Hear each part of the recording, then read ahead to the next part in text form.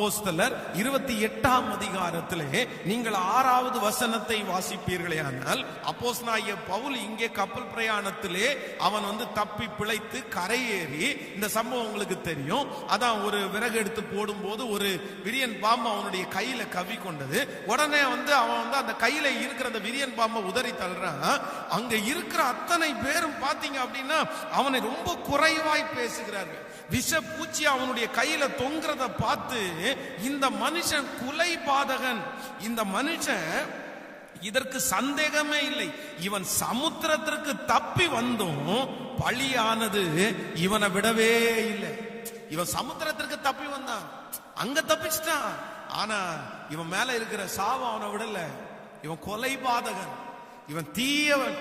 எல்லாரும் சுற்றி இருக்கிறவங்க எல்லாரும், ஐயோ அவனுக்கு ஒரு ஆபத்து வந்துருச்சு, நம்ம எல்லாம் அழகா வழி நடத்தி வந்தவன், இவன் தான் வழி நடத்தி வந்தான், அவனுடைய ஆலோசனையா தான் நம்ம கேட்டோம் அப்படின்னு சொல்றதற்கு அங்க ஆள் இல்ல.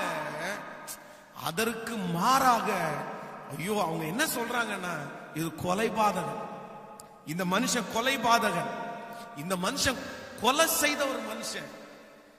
ஆனா கொஞ்ச நேரம் தாண்டின உடனே அந்த விஷ பூச்சி அவனை கடித்து அவன் இன்னும் கொஞ்ச நேரத்துல செத்துருவான்னு நினைச்சிட்டு இருக்கும் போது, என்னுடைய வேதம் ரொம்ப அழகா சொல்லுது, அவன் சாகாததை பார்த்த உடனே அடுத்த வார்த்தை என்ன சொல்றாங்க அப்படின்னா, இவன் ஒரு சேதமும் வராததை கண்டு வேறு சிந்தையாகி இவன் தேவன் என்று சொல்லிக் கொண்டார்.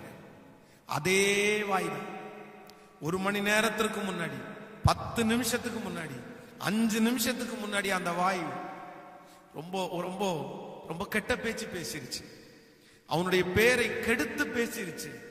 ஆனா 2-3 நிமிஷம் தாண்ட உடனே அதே வாய், குறைவாய் பேசின அந்த வாயை அவனை குறித்து பெருமையாய் பேசிவிட்டது. தேவர்கள் என்று சொன்னார். அப்படி அப்போஸ்தலனாகிய பவுலுக்கு செய்த ஆண்டவர் உங்களுக்கு செய்ய மாட்டாரா சிஸ்டர்? அப்போஸ்தலனாகிய பவுலுக்கு செஞ்ச ஆண்டவர் உங்களுக்கு செய்ய மாட்டாரா பிரதர்? நான் ஆண்டவருடைய சமூகத்தில் இருந்து கர்த்தருடைய ஊழியக்காரனாகிய நான் சொல்றேன், எந்த வாய் உன்னை குறைவாய் பேசினதோ அந்த வாய் உன்னை பெருமையாய் பேசுகிற நாளை ஆண்டவர் வைப்பார். அதே நாள்